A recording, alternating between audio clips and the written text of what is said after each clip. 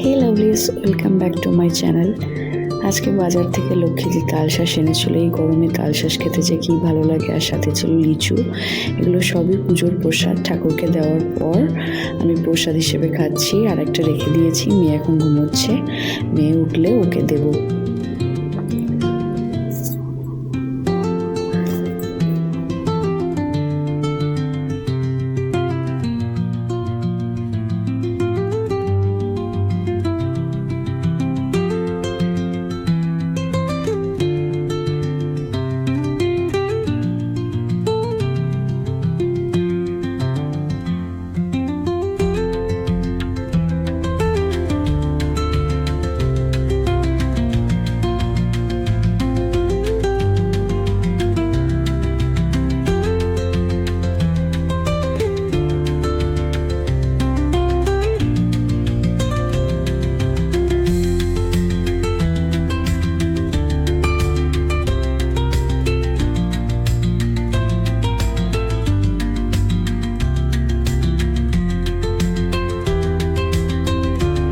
এই নিয়ে কাল একটা মজা হয়েছে। কাঠি কচুটা রান্না করেছি কাল রাত্রিবেলা।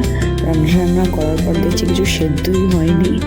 তারপর আজ সকালে শাশুড়ি মা আবার প্রেশারে সিটি দিয়েছে। বাকি নুন মিষ্টি ঠিকই ছিল, কিছু অ্যাড করতে হয়নি। যাই হোক, রান্না না করার ফল এটা। যাই হোক, আমি স্নান টান করে তো ঘুমিয়ে পড়েছিলাম। চুলগুলো এখনও ভেজা রয়েছে, ভালো মতো শুকোয়নি। তো এতে একটু হেয়ার সিরাম লাগিয়ে নিচ্ছি, রেডি হচ্ছিলাম। আজকে সানাকে নিয়ে একটু ডাক্তার দেখাবো। সানার চোখে একটু প্রবলেম হচ্ছে, ডান চোখটা একটু লাল হয়ে থাকে, তাই জন্য রেডি হচ্ছিলাম। বেরিয়ে গেছি। এখানে যেখানে দেখাই প্রচণ্ড ভিড় হয়, আগের থেকে নাম লেখাতে হয়। তো এখন বাজে 7টার মতো, আমি যাচ্ছি। এখান থেকে অটো ধরে চলে যাব। এই বাড়ি ফিরলাম অনেকদিন পর। আজকে ফুচকা খেলাম একটু। এত গরম, আর ফুচকার ব্যাপারটা এরকম, গরমের মধ্যেই যেন আরো বেশি ভালো লাগে।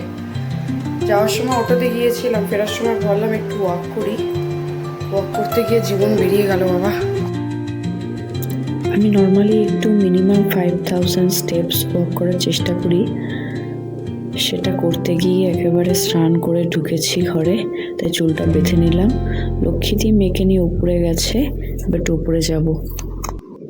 সানার অ্যাপয়েন্টমেন্ট 9টায়, তাই মেয়ের রাতের খাবারটা আমার রেডি করে যাচ্ছে। দুধ ভাত আর এক টুকরো আম। মেয়ে খুব খেতে ভালোবাসে।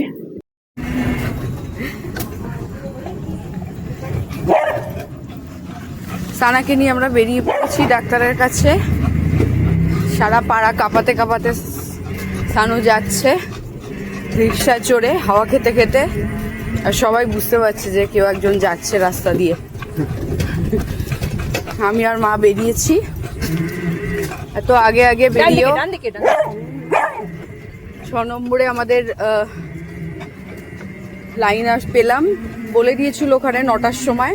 এখন বাজে 9:45, আমরা যাচ্ছি, কাছেই, এক্ষুনি পৌঁছে যাব। খুব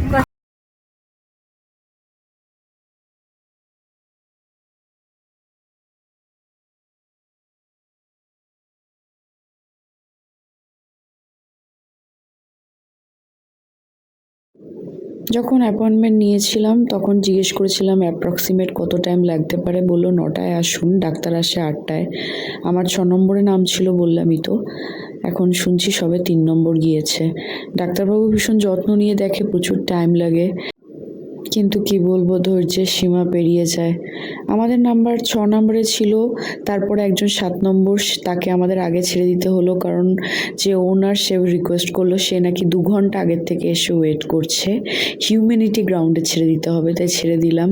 এই করতে করতে ভেতরে যখন ঢুকলাম তখন রাত 10:45 বাজে। তার আগে এই মিষ্টি শিরজুটাকে দেখলাম, যার নাম পুরি। একটা টিপ পরিয়ে এনেছে, সত্যি পুরীর মতোই লাগছে। আর সানাটা তাকে দেখে খালি ভেউ ভেউ করে গেল। কি আর বলবো, কি কিউট দেখো শিরজুটা। এরকম আজকে প্রচুর বিলু এসেছিল। যাই হোক, তারপরে আমি বাড়ি ফিরে আসলাম।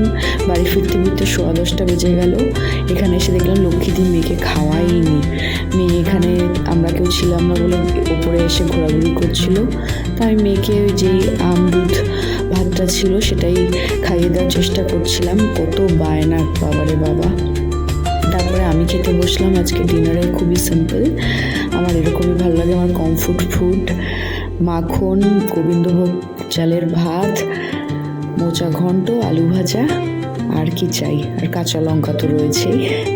তো এই দিয়ে ডিনারটা কমপ্লিট করলাম। পিসুমনি একটা আইসক্রিম এনেছে, আইসক্রিমটা দেখে আমার হাসি পাচ্ছে। দেখো কাঠি পাশে পড়ে রয়েছে, ধরলাম আর এরকম গোলে সব পড়ে গেল।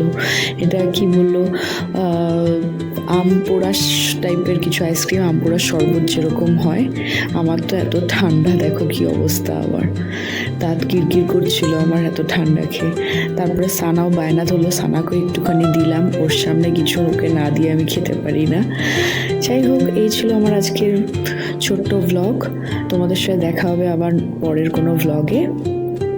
তোমরা এই গরমে কি করছো, কেমনভাবে কাটাচ্ছ আমাকে কমেন্টে জানিও। সবাই সুস্থ থেকো, প্রচুর জল খাও, কারণ হাইড্রেশন দরকার। টাটা।